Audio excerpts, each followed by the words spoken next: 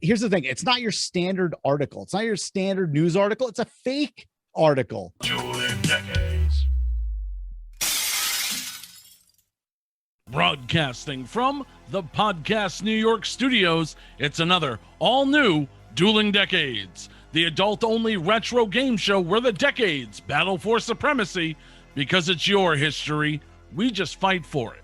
Welcome back. I am Marc James, and this week we have an all-80s canon duel where I'll be boogieing down with 1984 alongside the other duelers and the decades they will be fighting for. First off, locked and loaded with 1982, say hello to Mancrush. What's up, everybody? That's right. I'm going back almost to the beginning. I have all of 1982 for canon. And I'm going to throw this out there because we should do this every single episode since we're on YouTube now. If you're watching this on YouTube, hit the like button, subscribe, hit the alert, do all that fun stuff. That way people can actually see these videos because we're brand new to this platform. Otherwise, if you're listening to this on podcast form, go check us out on YouTube and do the same thing. But yeah, I have canon of 1982. Also joining us on the panel and coming armed with 1986, please welcome back the incomparable Mike Ranger. Well, hello, everybody. I do have 1986. I did actually do the research for 1986, so we're good. And as always here on the show, we need somebody to adjudicate all of this awesomeness. And for this episode, who better than the man who literally wrote the book on the Canon Group, the author of The Canon Film Guide, Volume 1, 1980 through 1984, available now in hardcover, paperback, and digital. All rise for Judge Austin Trunick. Woo! Thank you for having me, guys. Ladies and gentlemen, the following contest will be held under Dueling Decades rules. The judges' coin flip shall decide who picks first out of the 5 Dueling Decades categories: movies, television, music, news, and hot products. A judge's ruling will determine who wins each round, allowing the victor to choose the next available category. The first 3 rounds are worth 1 point each, with rounds 4 and 5 worth 2 points apiece. And in the event of a tie, after all 5 rounds, we'll go to a final wild card round. Remember, duelers, to like, subscribe, and play along at home. It's time for more Dueling Decades. All right, let's go right over to our guest judge for this episode, Austin Trunick, for the coin toss. This week it'll be between Mancrush and Mike Ranger. All right, what I have here are 2 promotional buttons from Canon movies from 1985 and 1986. We have Life Force and Invaders from Mars, both Tobe Hooper movies. Nice. Let's go in order of release. Let's say Life Force is heads and Invaders is tails. So, Mike you're Ranger, ready, gentlemen. Why don't you call it? I will go with some full frontal Life Force. All right. It is Invaders. Ooh. Damn it, just my luck. All right, Mancrush, you won the coin toss. You take control of the board, and you get to select our first category. All right. Let's start with news. Go short and sweet. Let's go with news on this one. Let's go to August 19th of 1982. And I feel like this one's important because it just shows you what kind of men these were. All right. This one, it was just too canon to pass this one up. This article was by way of the Evening Standard out of London, England. But here's the thing. It's not your standard article. It's not your standard news article. It's a fake article. There was a paid advertisement. I mean, Golan and Globus were great. If no one's covering your business, cover it yourself. I mean, and that's what they did here. The title of this article is Canon to Buy Another West End Cinema. Just 9 weeks following their takeover of 130 Screen Classic Cinema theaters, which is the UK's 3rd largest, the chairman and president of Canon Group, Menachem Golan and Golan and Globus, today announced a further West End acquisition, the Columbia Cinema on London's Shaftesbury Avenue, which is the greatest name ever. With the addition, Canon's classic screens have increased to 23 in the West End of London, and a total of 35 in London altogether. The acquisition emphasizes their policy of increasing Canon Classics screen power and giving them multi-screen availability for first-run movies. The first movie to play in this brand new updated theater, where they completely renovated the inside and they installed Dolby Digital surround sound. Remember, this is 1982, so this is big shit there. The first movie, The Last American Virgin. And they put an X-rated high school teenage comedy that takes you on a whirlwind adventure with three best friends and the girl of their dreams. Golan and Globus intend to expand the Canon Classic Cinema chain even further to accommodate their commitment to film production. You know what? This is like super savvy of these guys at the time. If no one's going to distribute your movies, do it on your own. Kind of like this article. Nobody's going to cover you. Cover it yourselves. I just felt like this was like a total, this shows what these guys did. Like, this is them in a nutshell. So that's why I went with this for my news. Wow. Yeah, that's a great article. Really, and it says right at the top, paid advertisement. Yeah. Awesome. All right, Mike Ranger, what did you bring for the news round? Well, Mark, I found an article in the Desert Sun of Palm Springs, California from April 4th, 1986. Looks like this was taken out of the Associated Press.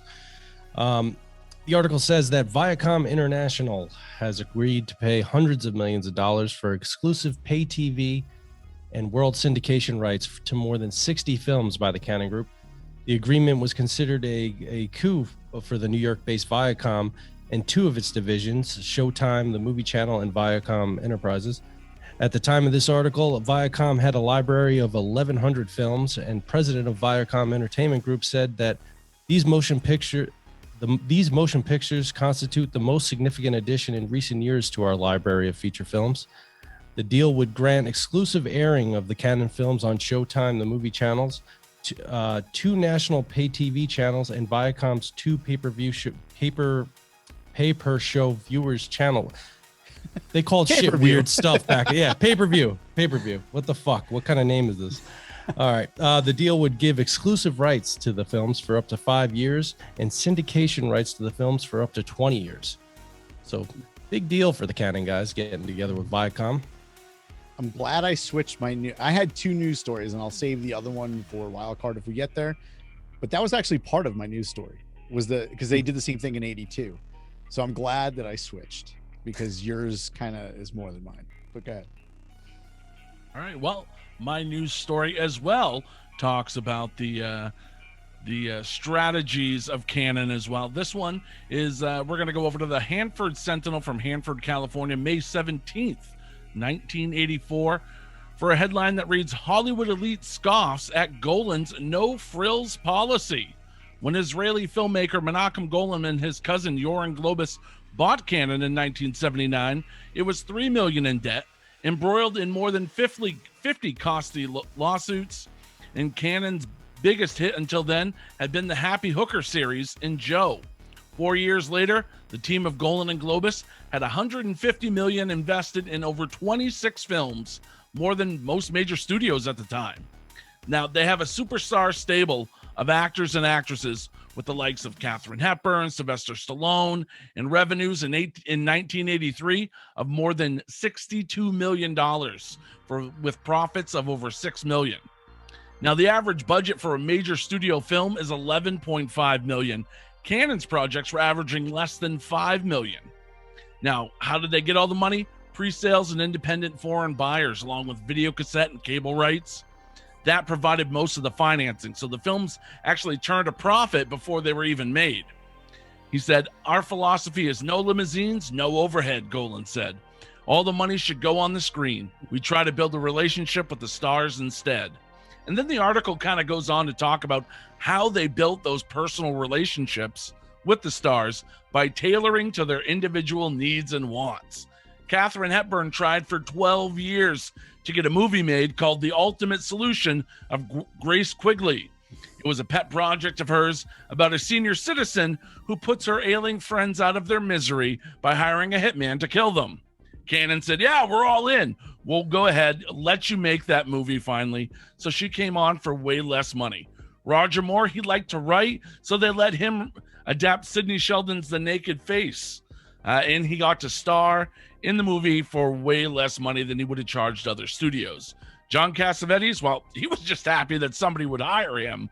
And he said, according to Golan, that my profits will be as much as Menachem Golan is willing to give me. So but Sylvester Stallone, though, he didn't care about any of those perks. He wanted cash. And they gave him $12 million to do Over the Top. Now, the article closes by talking about the resentment by the Hollywood establishment that still plagues this company. One media report even called Golan a rug merchant. It's a smear due to envy, he says. We're bloody foreigners. We speak with an accent. We don't go to their parties. We don't smoke their cigarettes. But I don't want to remind everybody that Hollywood was founded by foreigners. And there's no crime in being good in rug merchandising, Golan said. So that's what I give you from my news article. Kind of the marketing strategies of Canon, how they were able to get these big stars for way less money than they were getting otherwise. So that's shocking that you brought that, because the article that I was originally going to go with, I know I said before half of it was Mike's, the other half was yours. Oh wow! So now I'm not even going to bring that for the wild card round, because it's both of those together in 1982. Trashing. Well, let's see what our guest judge for this episode, Austin Trunick, has to say on the news round. Well, I'm going to go through each of these. Mancrush, I like the article. 1982 was Canon on their way up.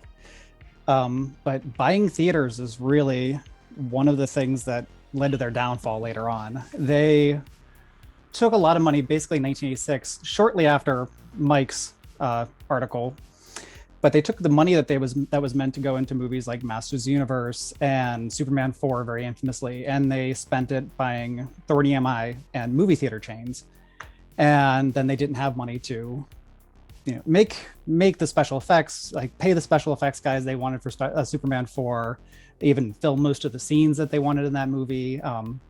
They wound up unplugging the lights when they were making Masters of the Universe because they couldn't afford it at the time. And that was all because they had this habit of buying more and more theaters, buying real estate, when they should be spending their money on their films if that's what they wanted to be as a movie company. So let me ask you a question on that. It kind of ties in. So they end up losing the MGM distribution deal right around like 84. Mm-hmm. Hadn't they lost that, do you think they wouldn't have bought those theaters? I don't think so. At that point, one of the big parts of the 30 EMI purchase was that they got Elstree Studios, which is where Raiders of the Lost Ark and Empire Strikes Back and all these things were filmed. It was a big package deal. They also got movies, all the 30 EMI catalog. So that's how you get Highlander and stuff like that in there, Link. And I think they wanted all that. They wanted to be a major studio. And my feeling is that they saw those things and saw that major studios had them and that they could buy them. When they were a very good medium-sized studio, they were good at making money that way, like Mike's article, by selling the video rights all over. There was a long period where before they made a film, they had already sold the foreign rights. They had sold the video rights everywhere, all the cable rights. And say all these things added up to $10 million.